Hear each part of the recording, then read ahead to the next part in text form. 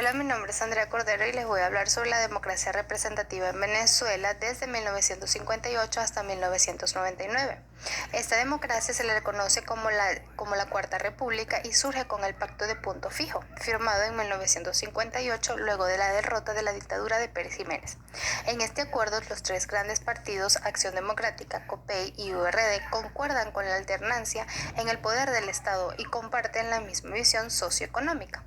La distribución de la renta es pésima. El país no produce lo que consume y las ciudades crecen en base a la marginalización.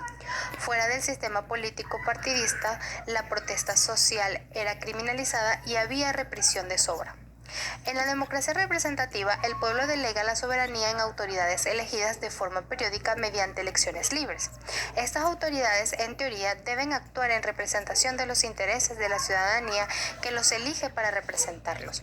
En este sistema, el poder legislativo, encargado de hacer o cambiar las leyes, es ejercido por una o varias asambleas o cámaras de representantes, los cuales reciben distintos nombres dependiendo de la tradición de cada país y de la cámara en la que desarrollan su trabajo, ya sea en el parlamentarios, diputados, senadores o congresistas.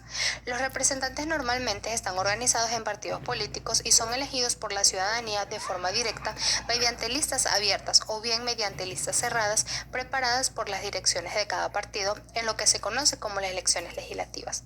En los últimos 40 años, la sociedad venezolana ha demostrado una madurez política con su actividad y participación en todos los procesos electorales a través de los distintos partidos políticos conformados en el país. El libre juego democrático que ha desarrollado la sociedad es de gran trascendencia para la historia, el cual ha costado grandes sacrificios y por el que el pueblo venezolano está dispuesto a luchar y defender aún a costa de su propia vida.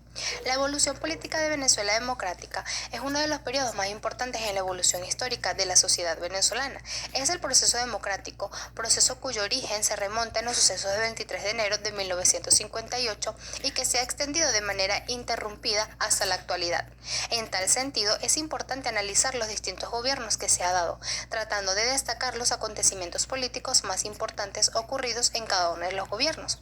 La democracia venezolana ha representado para el resto de América Latina, a pesar de las enormes dificultades atravesadas, un ejemplo de estabilidad, ya que se ha desarrollado de manera continua durante más de 40 años, sucediéndose en este lapso de tiempo gobiernos provenientes de las más diversas agrupaciones políticas que hacen vida en el país.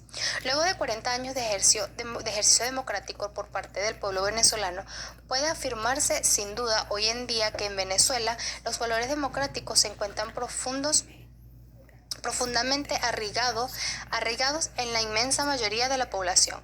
Los inicios de la democracia venezolana, del 23 de enero de 1958 a la formación de la Junta de Gobiernos, pues de un primer intento fallido de establecer la democracia en Venezuela en 1948, será 10 años más tarde cuando el país entra en forma parte del conocimiento de las naciones democráticas del mundo. La dictadura perejimenista, pese a la tremenda represión que ejerció durante los 10 años que dominó en el país, no logró frenar a las fuerzas políticas que, desde la clandestinidad, llevaron adelante una fuerte oposición a la dictadura, intentando durante los años 50 derrocar el régimen de Pérez Jiménez e instaurar un sistema democrático. El 23 de enero de 1958, el general Marcos Pérez Jiménez huye del país y luego de 10 años de férrea dictadura, la presión a innumerables sectores de la sociedad venezolana ponen fin a uno de los gobiernos cuya evolución resulta todavía hoy polémica.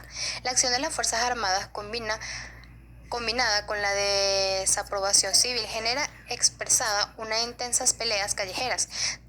Terminó con un régimen que en su fase más personal y agresiva duró desde 1952. Luego de los sucesos del 23 de enero se constituye una junta de gobierno presidida por el comandante en jefe de Marina, contraalmirante Wolfgang Larrazábal, con el comandante de las Fuerzas Armadas de Cooperación, coronel Carlos Luis Araque, por el director de la Escuela Superior de Guerra, coronel Pedro José Quevedo, y por 2 civiles. Mientras otro civil, Edgar Sanabria, es nombrado secretario de la Junta. Ya va. Otro problema es el creciente coste de las campañas electorales que puede hacerse a los candidatos y partidos establezcan acuerdo a quienes han financiado su campaña, en el sentido de legislar a su favor una vez en el candidato ha sido elegido, proviniendo una plutocracia.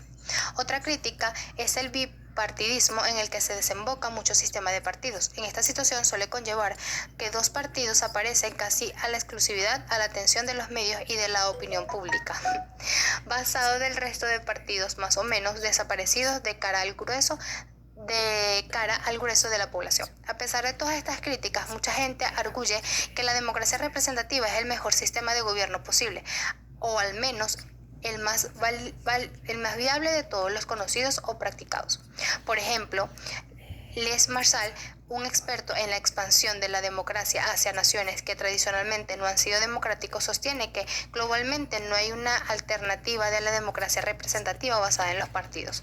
La realidad es que la democracia representativa es el sistema de gobiernos predominante en los países generalmente considerados por ella misma como democráticos, en los que tienden a predominar modelos económicos basados en la economía capitalista nacional de libre mercado, comúnmente asociada al liberalismo, particularmente político y económico.